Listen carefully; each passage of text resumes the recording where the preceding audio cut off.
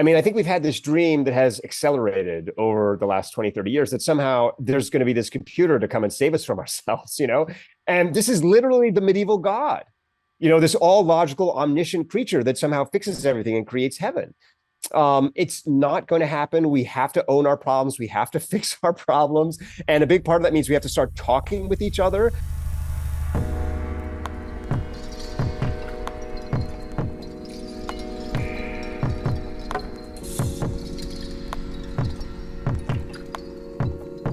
Hello everyone, my name is Stephen Parton and you're listening to the Feedback Loop by Singularity. Before we jump into today's episode, I'm excited to share a bit of news. First, I'll be heading to South by Southwest in Austin on March 14th for an exclusive Singularity event at the Contemporary, a stunning modern art gallery that is in the heart of downtown Austin. This will include a full day of connections, discussions, and inspiration, with coffee and snacks throughout the day, with an open bar celebration at night. So if you're heading to South by and you're interested in joining me and having some discussions, meeting our community of experts and change makers, then you can go to su.org/basecamp-South by Southwest, which I will link in the episode description, so you can sign up for this free invite-only event. And just to note, it is not a marketing ploy when I say that space is genuinely limited. So if you are serious about joining, you probably want to sign up as soon as you can and get one of those reserved spots. And in other news, we have an exciting opportunity for those of you with a track record of leadership who are focused on positive impact. Specifically, we're excited to announce that for 2023, we're giving away a full ride scholarship to each one of our 5 very renowned executive programs where you can get all kinds of hands-on training and experience with world-leading experts. You can find the link to that also in the episode description. And once more, time is of the essence here because the application deadline is on March 15th. And one final note, we will be taking a break next week while we attend South by Southwest in Austin, but we will return with our normal schedule the following Monday on March 20th. And now this week's guest is Professor of Story Science at Ohio State University's Project Narrative, Angus Fletcher, who pulls on his background of literature and neuroscience to understand how brains and machines process story and narrative.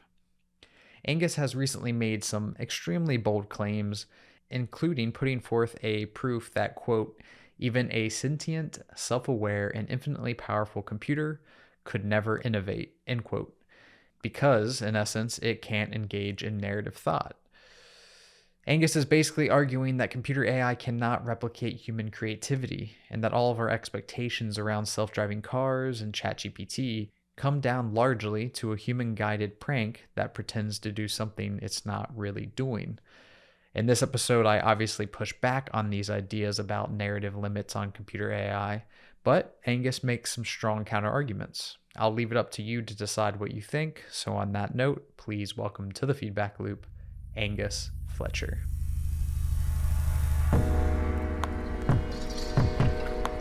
All right, man. Well, Angus, I think the best place to start with you, just because there are a lot of topics that we're going to get into that are a bit more complicated, is just to lay a little bit of a foundation by starting with the cliche. What is your background? What is the focus of your work? And what are you really trying to work on these days? So I have a very unusual academic background. I am known now as a story scientist, but basically I got started out in neurophysiology, which basically meant that I was studying how one neuron talked to another neuron. And over time, I became very interested in the idea that neurons and brains in general were doing a lot of narrative, were sort of planning and plotting and hypothesizing strategies. What could happen? What could I do? These kinds of things.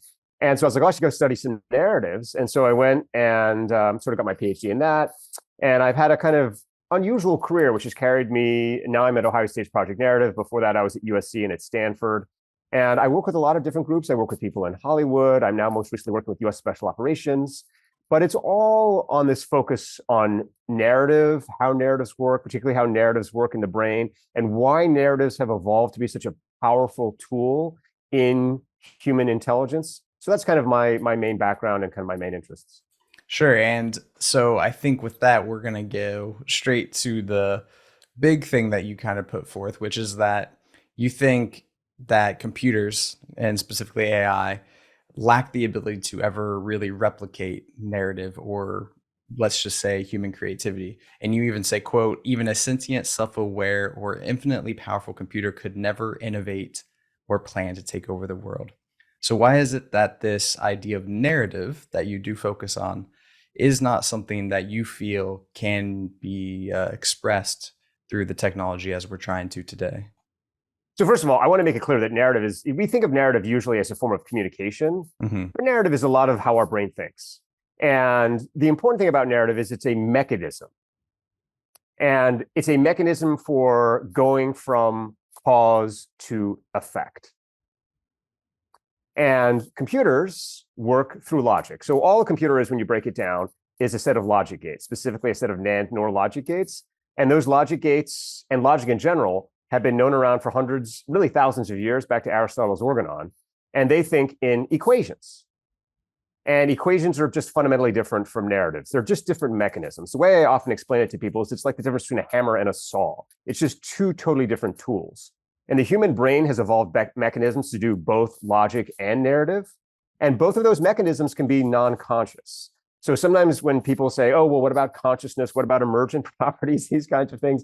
That's totally irrelevant, because most of the narrative thought in our head is non-conscious. So the main point of the argument is simply that these are two different mechanisms. They're two different tools. Both of them are incredibly powerful. Both of them are necessary for life. But humans have evolved to be good at one of them, and in fact, much, much better at humans than humans at one of them. But they just can't do the other thing at all. And that's why the future is really in AI-human partnerships. It's not in autonomous AI or AGI or anything like that. So one of the things that you've said that kind of separates this, I guess, logic and equation type of thought from narrative type of thought is this idea of thinking in action rather than thinking in equations. So what does that mean, that we think in action, and why is that something that an AI couldn't do?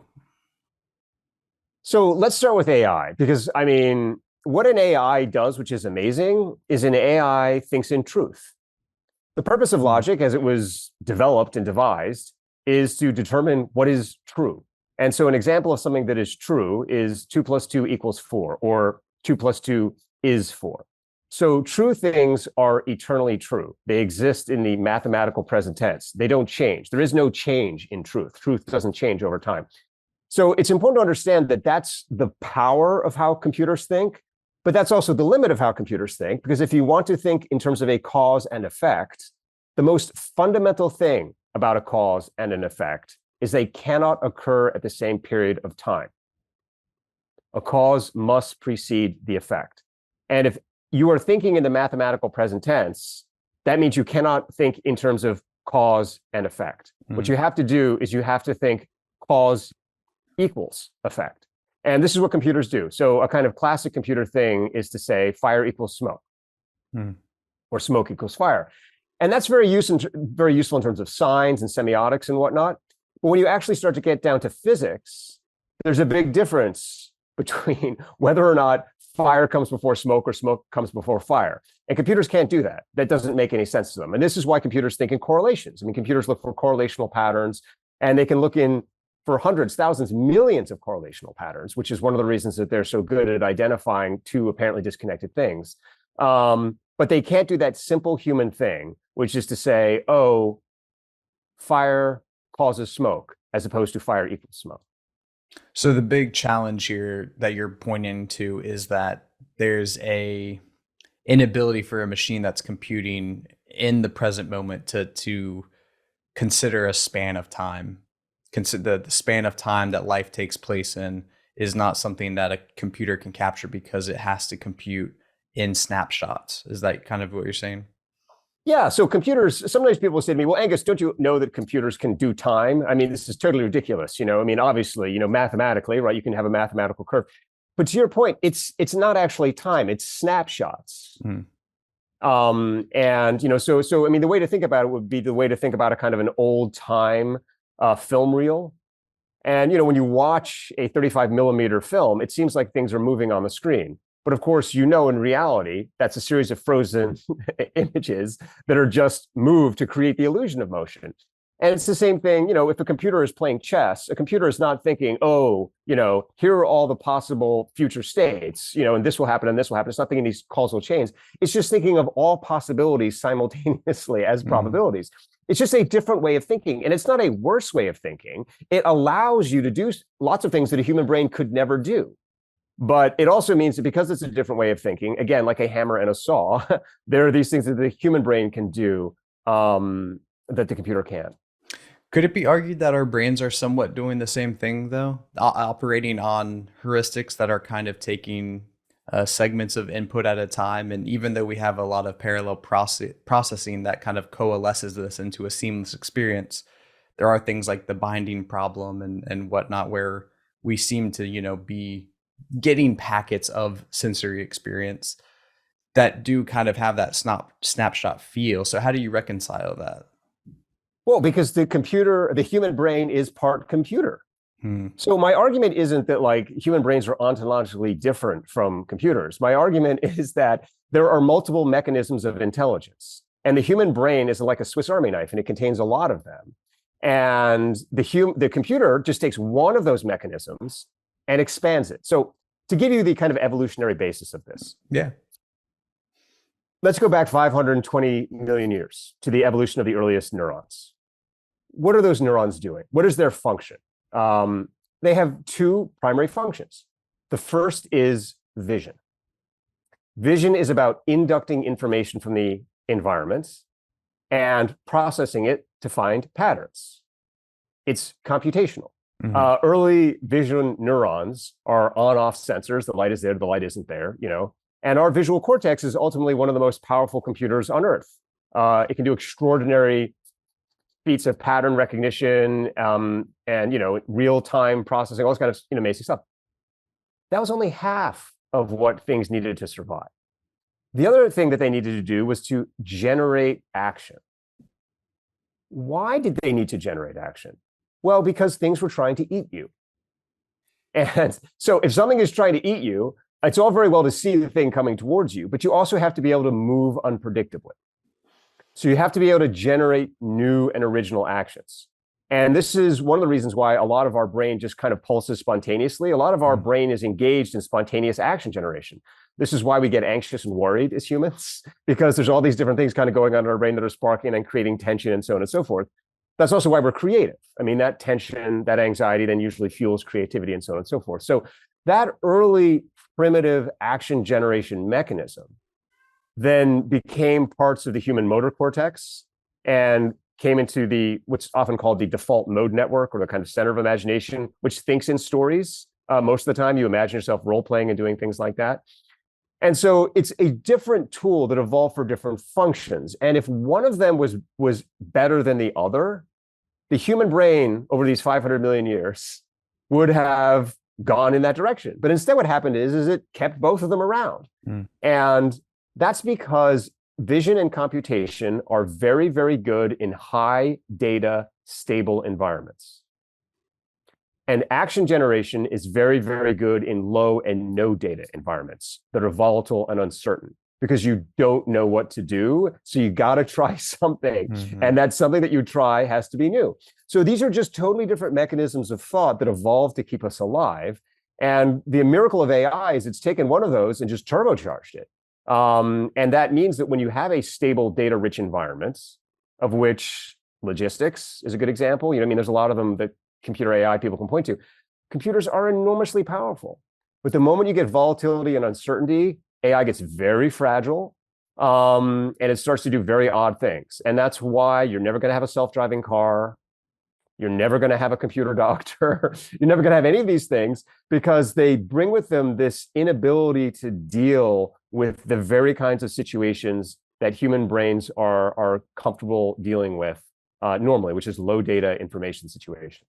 So let's focus in on one thing you talked about right there, which is the self-driving car. Now, you say we're never going to have a self-driving car, but obviously that's one of the things that we can point to right now as like our most sci-fi like thing that we currently have in the world. And it's not fully autonomous, of course, but it's come quite a long way. Is your claim, I guess, that if you take away some of the rule sets that we give it as humans, such as like the lines on the road that give it, uh, I guess, a data set to learn the rules from, that it will simply not be able to work? I mean, what is it that breaks this thing that we currently see functioning quite well? Well, it's not functioning quite well. And actually, I was very disturbed to be watching the Super Bowl and see all these ads for like self-driving Chevys and stuff like that, which are going to kill people. So there's a lot of problems with self-driving cars, as cool as they seem. The first is that there is kind of a disinformation program behind how these things work. They are very heavily, as you pointed out, hardwired. And in the early days, people just thought, oh, I'll just kind of drive this car around and it'll absorb information from the environment, because as you know, that's how machine learning works. You feed it tons and tons of information and then it trains itself. And so people tried to do that, and there was a lot of problems. And so human engineers came in and they started hardwiring it. But the problem is you can't hardwire these things for all these different situations. And so basically you end up with actually fairly dumb vehicles that have these kind of decision trees that are hardwired by human engineers. And they do things like when they run out of a decision tree, they just stop.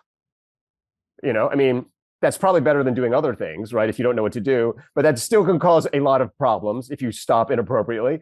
And if you start thinking we're going to have thousands of these things driving around, that are hardwired by human engineers cannot anticipate every situation that a car is going to encounter. Whereas the human brain is very good when an unexpected situation occurs at figuring out how to deal with it. Now, that doesn't mean that humans are perfect at that. Humans make lots of mistakes. But the reason that humans have been around for so long is that we are able to deal with those situations. And, we are able to learn from them. And the way we do it is through a simple version of the scientific method. Again, this isn't magic, right? You hypothesize that something might work. You tell yourself a mini narrative, a hypothetical story, a science fiction, if you will, of the near future. And off that, you test that. Does it work when I start trying it? If it doesn't, you quickly revise the narrative. And the human brain has the ability to run multiple narratives together. So one of the kinds of trainings, for example, we do with special operatives is we teach them, how can you get your brain to be running 10 or 20 or 30 different futures in parallel? Because if you can do that, then all of a sudden you have this enormous flexibility in the space. And, that also allows you, when one of those narratives breaks or all of them breaks, to quickly come up with a new one that you hadn't done before. And self-driving cars, they just don't have that capacity. There's, and so it's just kind of a boondoggle. And I understand why people are really excited by it, because it seems fun. And obviously companies want to take money to do it because, right, the money's there. But I just think that money would be more profitably spent doing things like, for example, training engineers. Because engineers solve problems. AI does not. Well, and touching on the quote that I pulled earlier in the conversation, where you basically say that, no matter how powerful this AI gets, it's not going to happen. I'm going to lean into that a bit more here and say, do you think there's room for an AI to create multiple simulations and check their probability for, likelihood or outcome that is desired, and choose from amongst those in the same way you train special forces? Like, if processing power gets advanced enough, couldn't we maybe also create the simulations and call those narratives, and then kind of implement the ones that we like? Well, we couldn't call them narratives because they would be a different kind of mechanism. But you're right, we could, like in chess, we could call them probable outcomes or something like that. And I don't want to get into semantic distinctions. The key is that there's a totally different mechanism through which computers generate original thought. So it's not that computers can't be creative. It's just that computers are creative in a totally different way than humans. And that form of creativity just has different upsides and downsides. So how are computers creative? Computers are creative by being random. So what they do is they generate a whole bunch of random things, and then they usually filter that. The way that we would talk about it technically is they do divergent thinking and then convergent thinking. So they spam out a huge variety of ideas. We could call this brainstorming. They random access a whole bunch of things. They random access, right? And then they converge in advance. This is fundamentally different from the way that a scientific process works in the human brain. First of all, humans are not random. We know this because if you ask a human to come up with a random number, it won't be very random. And if you keep asking humans to come up with random numbers, they get worse and worse and worse at it, right? They just like are like 6, 6, 7, it's because the human brain is not evolved to do that. But the human brain is nevertheless very creative. So clearly the human brain is being creative in a non-random way. And you will see this, obviously, if you work with a creative. Creatives have their own method. And what's interesting about those methods is that they're distinct to each creative. So Van Gogh doesn't paint the same way as Picasso. Steve Jobs didn't innovate in the same way that Nikola Tesla. They had their own method. Well, then people will say, well, that's incoherent. How can something not be random but also not be logical? What's going on? It's narrative. What is happening is they are telling themselves a different kind of series of causal sequences, and that's allowing them to tell these narratives and be very precise about it. So when you're a human driver, you're not imagining a billion random things that might happen in front of you. You're imagining, a small number of hypothetical narratives, and when something happens that's unexpected, you use that to then spring off and rapidly imagine more narratives off that. That's a low data process off one thing. Narrative is low data. How do we know that narrative is low data? Well, because when you like a story, you like it because of specific details about it. Whenever you're in a beginning creative writing class, the first thing you're always told is be more specific, because the more specific you can be, the more it captures the imagination and drives the audience. And the way that storytelling works with humans is if you're telling me a compelling story, I'm actually taking those details and then imagining ahead of you, which is creating suspense. A computer cannot feel suspense because it's not imagining ahead. You see, so these are just different processes. Sometimes people say to me, well, what if you could have a computer that imagined every single possibility? And I would say to them, well, look, we've now totally got into the realm of science fiction, right? Because that is, mechanically impossible to have a computer, with that. I mean, we already know this from mathematically modeling very simple physics equations. It's just, but if you could have that computer, it would be larger than the universe, and would it work? Yes. Yes, of course it would work. Of course, if you have something but you've just jumped to your own conclusion, right? You've jumped to the conclusion, right? And so, to me, when we're talking about now in the 21st century, these are just odd conversations to be having because computers are already so much more powerful than the human brain at doing certain things. If they could do the things that humans could do, computers would already be doing them better. So it's just obviously empirically the case that they're not good at those things. So why, instead of trying to make a hammer into a saw, why don't we focus on all the things we could be hammering, And there's a lot of things the computer AI could do really, really, really well. It's just not going to drive cars. It's not going to be a doctor. It's not going to write literature. I mean, ChatGPT is another example of a kind of just disastrous overreach in AI. AI is great at logistics. I mean, you can go through probably better than I can all the things that AI is good at, but it should focus on those things and be amazing at them, and then let humans be good at the things that humans are good at.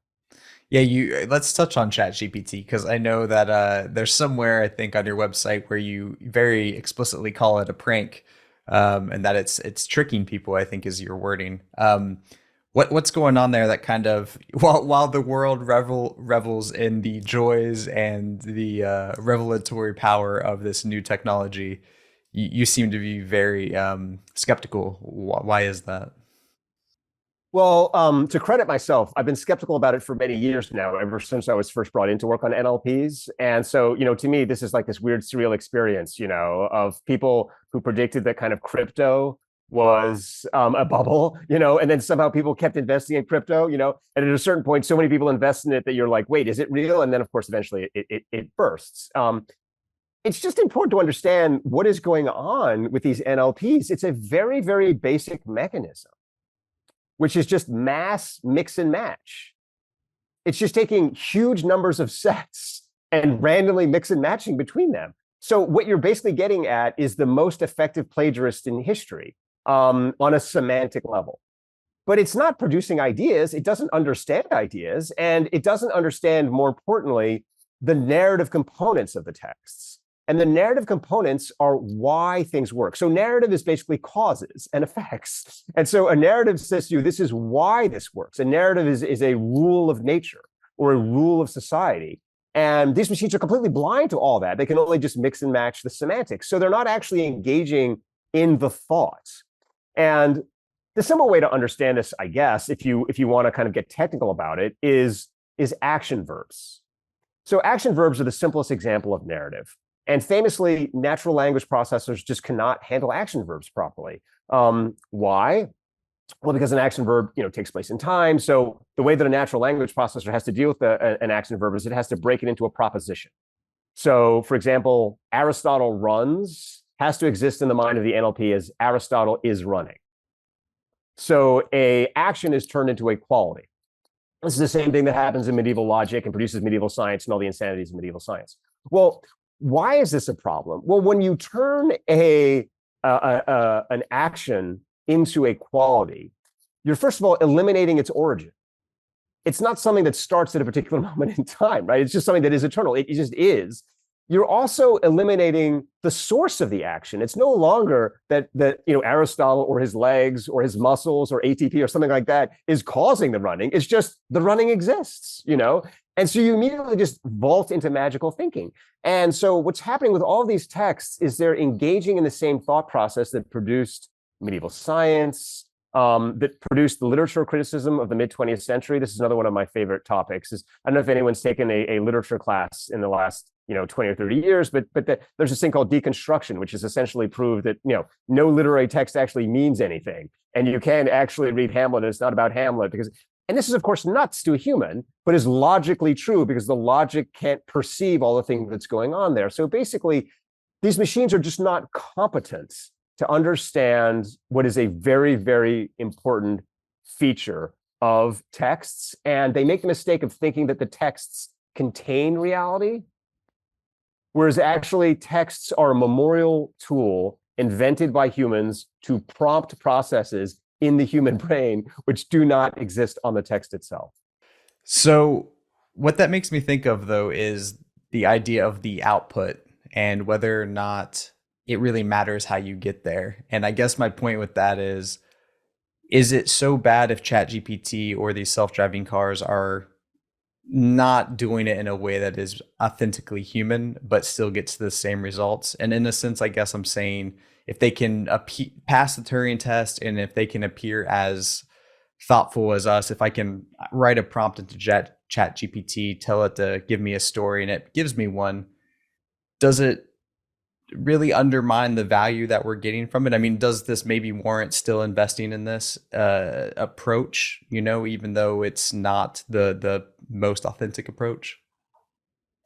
So I don't care about authenticity. I'm a radical pragmatist. So if computers were able to achieve the same output through a different mechanism, I would be completely comfortable with that. That's not a problem for me. I'm not some kind of romantic essentialist. What I think we should say is that, first of all, the Turing test is a little bit bogus. I mean, it made sense at the time, but obviously, what is happening with these computers is they figured out how to hack the underlying intention behind the test. That's the kind of first thing I think we should say. Second of all, the main point here is, can computers learn? Because if the computer is not learning, it's not going to get better. All it's going to do is spam out nonsense that humans have to wade through. And for the computer to learn, it has to understand when what it's doing is working or not working. So what's important here is that these computers are amazing at text generation, but they have zero capacity at narrative reading. So they cannot produce a text and then tell you whether or not it is narratively coherent or not. Because they lack that capacity, they can't understand how to get better at it. If they could have that at even a minimal level, they could, over time, get better and better and better and better and better. But because they don't have that capacity, all that's happening is they're spamming out huge amounts of nonsense. And then humans were put in this terrible position. So first of all, the only reason these computers seem even vaguely capable is because they're being fed in the work of literally millions of humans who have given their text to these machines to plagiarize. So it's all based on this foundation of human labor. It's the only reason there's any competency there at all. So it's important to realize that the computers aren't giving you this work for free. This is actually a huge, they're like the tiny thing at the top of this human pyramid. Second of all, they then spam out stuff which varies from the banal to the dangerous to the insane. And so you therefore have to have this huge amount of humans who can read as fast as the machines can produce to constantly screen out what they're bombarding us with. That's just a losing proposition for humans. Why would you rather have a machine bombard you with nonsense that you have to screen as opposed to training a 18-year-old to write for you, because the 18-year-old is going to learn, they're going to understand how narrative progresses, and they're going to get better over time. And by the time that 18-year-old is 24 or 30, they're going to be a much better writer than they were when they were 18. And you know what? Instead of spamming you with a huge amount of nonsense, they're going to give you less and less stuff, and it's going to be better and better. So your whole system is going to be more efficient. So this isn't an argument about authenticity. This is an argument about effectiveness and efficiency and common sense. And again, if you want to have fun with ChatGPT, there's nothing wrong with that. If you're lonely on a Friday night, you want to have a random conversation with it. I'm not arguing that this is like some crime against humanity to have a conversation with GPT. I'm just telling you that it's never going to replace a therapist. It's never going to replace your friend. It's never going to write a TV script. It's never going to say anything intelligent. And to the extent that we are able to perceive narrative in it, it's simply because we're seeing something that it's not even aware that it's producing. So it's a case of our brain adding something that the machine itself can't register and therefore can't learn to get better at. Yeah. If we could, can we go back in time a little bit to maybe help understand our relationship with machines, maybe understand our relationship with animals? Are there any animals, I guess, that think in the narrative way that you're talking about here? Is this a strictly human thing that requires complex abstract language? No, it doesn't require language at all. It's non-linguistic and it's non-complex. And this is another important thing, is language and narrative are different. So because we think of narratives as communication, and because the famous examples of effective narratives are Shakespeare or Hemingway or something, we think that language equals narrative. Most of the time your brain is making plans and plots. It's not making them in language. You're just thinking, I'm going to do this and I'm going to do that. And you're not even putting those words to it. It's just in your mind, that kind of sequence of actions. If you were a pianist or a surgeon, your hand is capable of making very complicated, creative finger movements without your brain actually even knowing what it's like consciously doing. It's all happening in these lower kind of motor regions of your brain. And you certainly don't put that to language. That's why, for example, if you're a great baseball player or a great dancer and you try and explain to someone how you hit the ball, you can't explain it to them because it's not in language in your head, right? You go, oh, well, I hold the bat here, I do that, and I do these other things, and you basically have to mimic it for them. So language and narrative are totally different. That's the first thing I just want to put out there. And abstraction and narrative are different. Narrative is about the specific and the particular. We think that narrative is about abstraction because of Joseph Campbell and the myth of archetypes and the hero's journey and these other things. I'm going to get probably a lot of hate mail because of this thing, because it's like I've insulted AI and now I'm insulting Joseph Campbell. But he's also a fraudulent thinker, and that's also junk science. Narrative is specific. What this means is that almost any animal that can move has some capacity for narrative. This also means that narrative is frequently non-conscious, even in the human brain. So, does a dog think in narrative? Absolutely. Does a squid think in narrative? Probably. I mean, it's hard for me to know, right? But I mean, almost certainly it does, because it's capable of creative motor movements, So we have reason to suspect that this is a common animal thing. It certainly dates back long before our species to, earlier versions of hominids, and you can see it in earlier primates and so on and so forth, because they're able to make plans. Anything that's able to make a plan is displaying the ability to have a narrative. Crows can make plans, and crows are quite biologically ancient. So you can assume. So it doesn't require any of these kinds of sophisticated things, And if we're honest about it, logic is itself very ancient. I mean, I think there's this myth nowadays that somehow like AI is this amazing new thing. As you and I have already talked about, it comes from Aristotle, and it comes from these logic circuits in the human brain, which are themselves going all the way back hundreds of millions of years old. So these are very old tools. And what's amazing about AI is it's figured out a new way to use an old tool. Do you think as we progress into the future, our relationship with narrative in our brain internally or even externally is changing due to our relationship with machines? I guess my question there is, the neuroplasticity or evolutionary adaptiveness of our species might be becoming more binary or logical at the loss of the more narrative driven kind of behavior. Do you think that's something that can occur or makes any sense? It makes a lot of sense. And I don't want to be alarmist about this because I don't. The human brain isn't like a giant blank slate. You can't suddenly convert one region of the brain to another region of the brain, things like that. You know what I mean? But it's definitely clear that we're not exercising the narrative portions of our brain as much as we used to, because we're so used to using these kinds of computational machines, and at work, everyone's so used to thinking in data and spreadsheets and so on and so forth. And that's one of the reasons why I got involved with U.S. Special Operations, is because they were very fixated on the idea, I think correctly, that when they received recruits, those recruits had had years and years of training in IQ tests, in memorization, and all these computational tasks, and they were totally inept at functioning in the actual world, because they hadn't exercised these parts of their brains. You see this with college students all the time. Like, college students can get amazing test scores, and then the moment they graduate, they're panicked, they're anxious, they're freaking out, like, how do I do stuff? How do I do basic things? How do I take care of myself? We know, and we've known for 30 years or so, that school is making kids less creative. And I think a lot of times we think of creativity purely as an artistic thing. Creativity means the ability to solve new open-ended problems. And so what this means is that creativity is essential for innovation, for leadership, resilience, for just basic, like, how do I deal with something I haven't dealt with before? I got to figure it out, And so the problem with our school system is we have gotten so good at training up this one part of our brain that we've neglected, to your point, the narrative part. And meanwhile, the part of our brain that we've trained up, computers can do for us. So it's this like bizarre situation in which we're like training ourselves to get better at something that we already have something that's better than us at. And we're not training up the part of our brain that there is no substitute for. And you see this in the rise of anxiety, anger, people having problems dealing with stuff. There's so many companies that I get brought in all the time because these companies are just drenched in design thinking and ideation and all these logic-based techniques. And they're like going round and round in circles and they're not having any new ideas. And it's like, well, that's because you're out of touch with your primal intelligence, with how your brain kind of evolved to be. So we've some famous anthropologist, Robin Dunbar, has talked about, human species were made for groups of 150.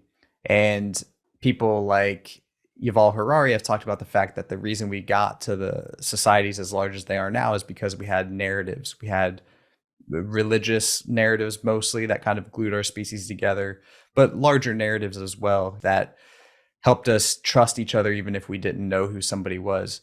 Do you see the current world we're entering becoming an issue because it's kind of fragmented and isolating due to technology, kind of pushing people into separate reality tunnels or narrative structures, and we're losing that kind of cohesive umbrella narrative that helps bring kind of like harmony to a society? Let me make even more enemies. I think Harari is totally wrong. I think that, look, we've always had a multiplicity of narratives. If you go back to the Greek myths, the whole point of the Greek myths is they were always being retold. Aeschylus tells stories differently than Euripides tells them, differently than Sophocles tells them, different than Homer tells them. Narrative is a living tool because we constantly have to evolve our plots and plans. Life is constantly changing. This is the whole point of narrative, is it's flexible, not archetypal, not eternal, not universal. This idea that we had these universal cultural narratives which glued us all together is total nonsense. This is a fiction of the British Empire. It came about at the end of the 19th century, which is again responsible for Joseph Campbell, and this idea of the great myth and this kind of stuff. No, the problem that we're having is actually that people are having less narratives. So what's happening is we're having an atomization in which each of us has our own narrative, as opposed to having a kind of collective set of multiple narratives. And this comes to the fundamental problem that we talked about at the beginning. Computers deal in truth. Narrative is different than truth. Narrative is not truth. A narrative might be falsifiable. A narrative might be useful. There's all sorts of things a narrative might be, but a narrative is never true. And when you start believing that a narrative is true, you become intolerant, closed-minded, fixed, angry, fearful. And what we need to do is we need to open people's minds to the reality that there are many different stories to be told. There are many different stories that our lives can take. When I think back on my own past, I can think of myself in multiple ways. I can think about my future in multiple ways. We want to be open to that multiplicity and share that multiplicity. Conspiracy theories are obviously dangerous because people think that they're true. Conspiracy theories would be fine if it was one possibility among a million that you entertain, right? It's not dangerous if you think, well, it's possible that this conspiracy is true. The problem comes when you conflate the narrative with truth. So I don't think that the atomization thing, in terms of the atomizing of narratives, is the problem. I think the atomization thing is we've lost trust with each other, and we've actually, got to this point where we can no longer have a conversation and realize that actually, you are valuable to me because you think differently. I mean, that's the essence of narrative, right? Not that you and I get to get along because we're the same. You and I get along because we're different. And that means we can solve different problems. You're going to bring unique perspectives to my life, and I'm going to bring unique perspectives to your life. And it's not important that you agree about my view of AI, right? I mean, it's good that you have your own view of AI, right? And then we have conversations about it. And then when we, find a problem, we have different tools and different resources. And so, human beings have always been diverse. Diversity is our friend. The idea that narratives exist to kind of create monomyths and totalities is nonsense, at odds with reality and also with sanity. And what's more important is the capacity of individual humans to hold multiple narratives in their brain at the same time and realize that none of them are true. Let's talk about that idea to hold multiple narratives in your brain at the same time, and maybe give you one more chance to put your foot in some controversy. You talk about your Darwinian approach to literature, and that makes me think of Dawkins and his idea of the meme, a self-replicating idea that moves from mind to mind, kind of like a virus being hosted by a human thought. What is your thoughts, I guess, on memes in general? And do you think that, the technology is exacerbating the ability for, let's call them monomyths or, standardized narratives to spread and infect people more easily, and kind of strip people from that multiplicity of narratives, and instead force them to kind of acquiesce or adopt one narrative only? Yeah. So, I mean, these are very big and complicated questions. Let me start by saying that I think memes are a cute idea. And I've laughed at a lot of memes on the internet, as I hope other people have. But memes are not like narrative and they bear no relationship to genes. I mean, this is a totally wacky idea that only someone who didn't understand narrative could think that a meme is like the fundamental, kind of like archetypal basis of how stories work. It's also important to understand that whole model of transmission is a data-driven model of transmission, in which the idea is that humans are computers which we passively download memes and other information from our environment and then use it to make decisions and so on and so forth. And as you and I have talked about, sure, part of the human brain does that, but a huge part of the human brain is just generating stuff. And human beings are always just making their own stories, creating new stories, generating new stuff. And so this is one of the reasons why people in North Korea are never actually going to be brainwashed. We live in fear in our society. I mean, this is one of these common myths in our society. The left has this fear that like somehow, there's all these people on the right who have been brainwashed by, right-wing politicians. And then the right also has this idea that, oh my God, there's all these idiots on the left who've been brainwashed by left-wing politicians. No, that's not how people work. We have a huge degree of autonomy and creativity. The main problem we're experiencing as a society is we don't get together and share and listen to our stories anymore. I mean, technology has just created this kind of like weird situation in which we get immediate gratification from technology and we feel like little gods. I mean, this was kind of Steve Jobs' I think, key insight when he built the Macintosh. I mean, if you've ever gone back and used an early Macintosh, it's like a terrible computer. It has like no memory. It has no functionality whatsoever, but it has this mouse, which allows you to move things around the screen. And you're like, oh my goodness, I'm a god. I don't have to make any effort at all, And it has this finder function, which allows you to recall everything. You're like, oh my goodness, I could know everything that's not like, it's all these little things that give you these immediate emotional jolts, kind of like internet clickbait. And I think that we've become so used to that kind of cycle of immediate gratification, which technology gives us about trivial things, that then actually having a conversation with a human being, it requires like real work, and this human doesn't think that everything that I think, and I can't just download my ideas onto them. And then we get frustrated. And that's kind of the problem, is that, life is difficult, but in a good way, because when you and I struggle, we then come up with ideas that neither of us would have had alone, and we build things that neither of us had alone, but we have to make that commitment to the other person. It's to get totally philosophical here. It's like a relationship. It's like a romantic relationship, right? You have to invest in that relationship, and you have to realize that over time it's going to cause you a lot of problems. But if you go through those problems, you get growth. So that to me is the main thing that's missing. And I think that memes and this idea of disinformation and propaganda, and this idea that we have to like make sure all the facts are correct and all this kind of stuff. I think that's all a diversion from the real thing, which is that we just need to be able to sit down, listen, care for people, have empathy, I mean, like just basic things like that, and there just isn't some kind of like mass-produced instant answer, which is, I think, what we increasingly want in our technology culture. Yeah, I'm gonna take a bit of a sidestep here, a little bit to your book Wonderworks, which explored, I think the subtitle is the 25 most powerful inventions in the history of literature.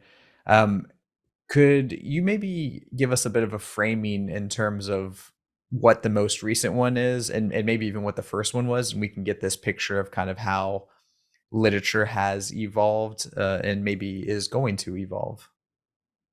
Yeah, so I'll give you a couple quick examples. I mean, probably the earliest effect of literature is to create wonder, just a sense of awe. And you get that sense of awe by a very simple little device, which is known as the stretch. So the stretch can be just to take something blue and make it bluer, or to take someone who's courageous and make them more courageous, or a plot twist is another good example of a stretch. And, this is just associated with a kind of mini spiritual experience in the brain where you're just like, wow, and, a lot of us just read books for a sense of wonder, for a sense that there's just more there. And if you like science fiction, you like fantasy, or any of those kinds of books, those really tap in very, very heavily to wonder.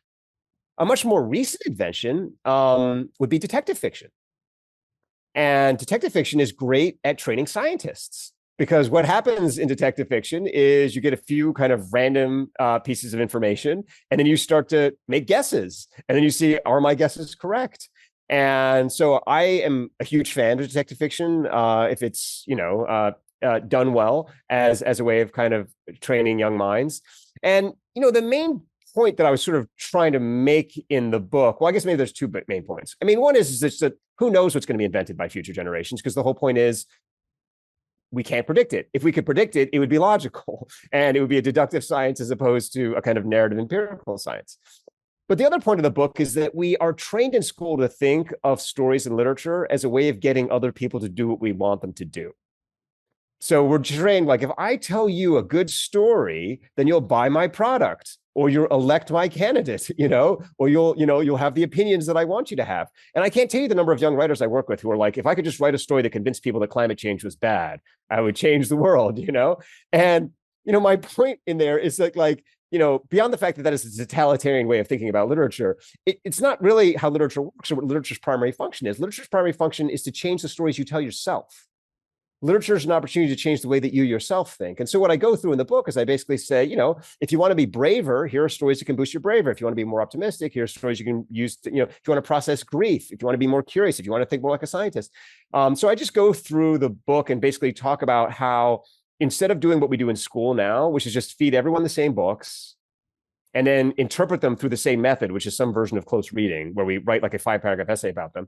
Instead, how about we tailor what people read in the same way that we would tailor medicine or other things we would put into our body and our brain based on the needs and desires that people have? And how about we explain to them the mechanisms by which they work? And how about by doing that, we show you how you can grow your brain and your potential in an intentional way that is actually rooted in the specific inventions of the literature itself, as opposed to some kind of universal interpretive method that anyone can apply to any text at any time.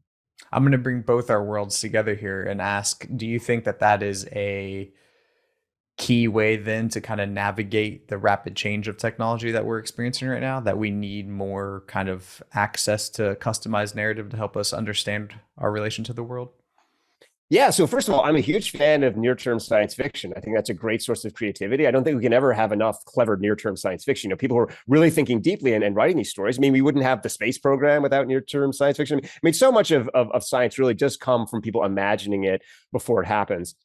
I also think that, as we've talked about, I mean, one of the things that has been lost in our technological world are certain basic functions: the ability to communicate with other people, and also the ability to process our own emotions.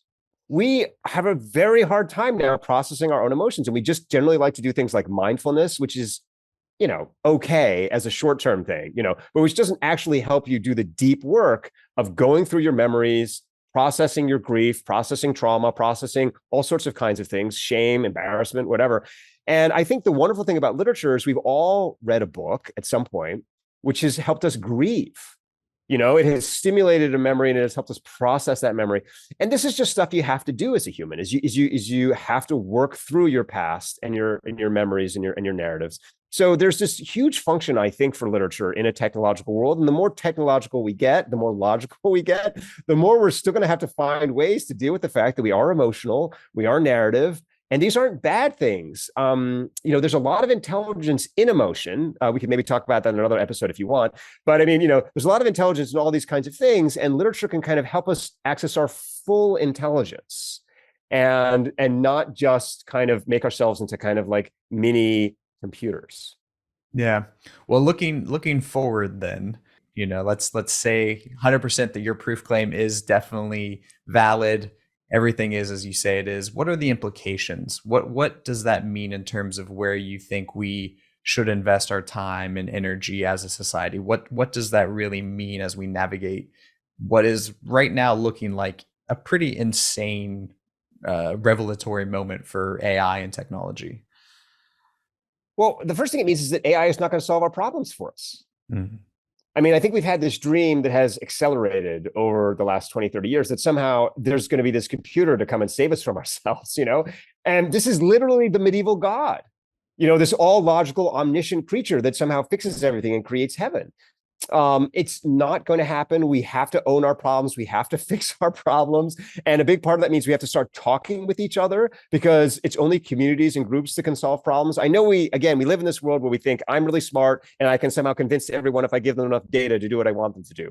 That's not how humans work. So, we have to start having hard conversations with people. It also means we need to invest a lot more in human education. Our educational system now is really failing people. It's not preparing them for life. It's not because there's something malevolent about it. I mean, a lot of times when people complain about education systems, they think that there's like this brainwashing happening or something like that, or the people on the left or the people on the right are putting these books in. That's not the problem. The problem is not helping kids solve their own problems. It's not building resilience. It's not building problem solving. We want to invest in all of those things. We want to invest because, those are our future scientists. Those are our future engineers. Those are our future doctors. Those are our future writers who will invent new literary inventions. We want to invest in all those kinds of things alongside technology. The final thing I'll say, and, this is where usually people who have agreed with me the whole way unplug and walk away in indignation, but I'm going to say it anyway.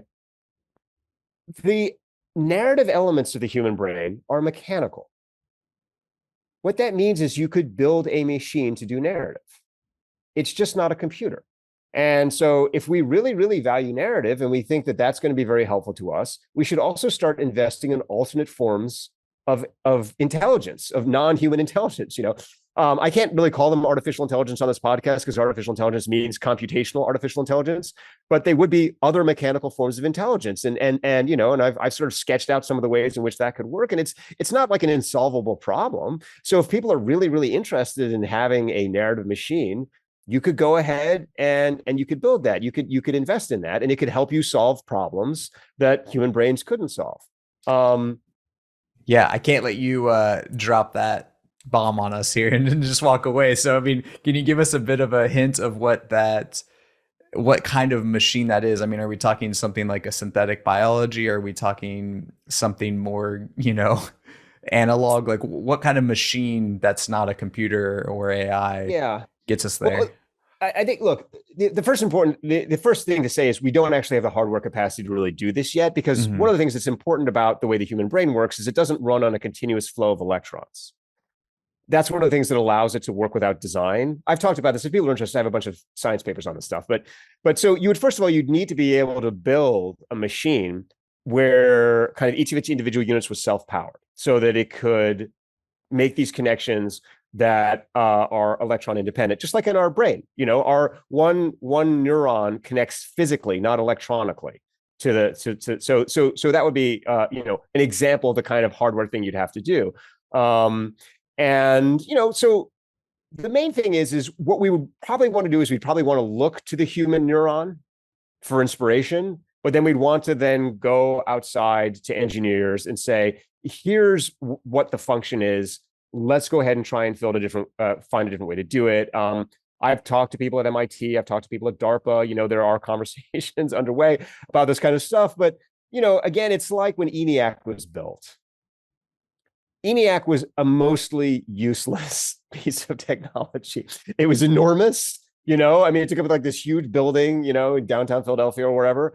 And the military had to constantly reprogram the thing every time they wanted to use it. And they basically used it to figure out a couple artillery trajectories and then maybe potentially model a hydrogen bomb, they think possibly, it took the invention of the MOS transistor and all sorts of, just huge, huge hardware breakthroughs to allow for what we're now seeing now with the software. And so, the big pitch I'm basically making here is let's start investing again in new kinds of hardware. we have this total bias in the engineering community that the smart people go into software. That's where like the real intelligence is. That's where the real future is. I am telling you, there are new forms of hardware to be built that aren't just wearables. There's like actual big, big hardware things that are non-computational, that operate completely mechanically differently. Just like the combustion engine is different from a computer. I mean, they're just very different pieces of hardware. And I would just encourage young people to say, there's a lot of opportunity out there for me to build new mechanisms. And again, if you want to build new mechanism, a mechanism is another word for a narrative. So go and get yourself some narratives, get yourself some near-term sci-fi, and start thinking more in story. I love it. Angus, we're coming up on time. So any closing thoughts before we call on into this? No, I'm honestly just thrilled that you humored me through this entire podcast. And, I would say to people that if they're interested in reading more of my stuff, it's published in academic journals. You can find it. It's peer reviewed. It may be wrong, but it has at least, generated enough support to get out there. And, the main thing that I just want to communicate to people is be imaginative. Get away from this idea that data is somehow going to solve all our problems for us. There's a huge role for imagination in the future as an engineer, as a scientist, as anyone. And at the moment, that's a human capacity. And so don't give up the gift, don't give up the opportunity.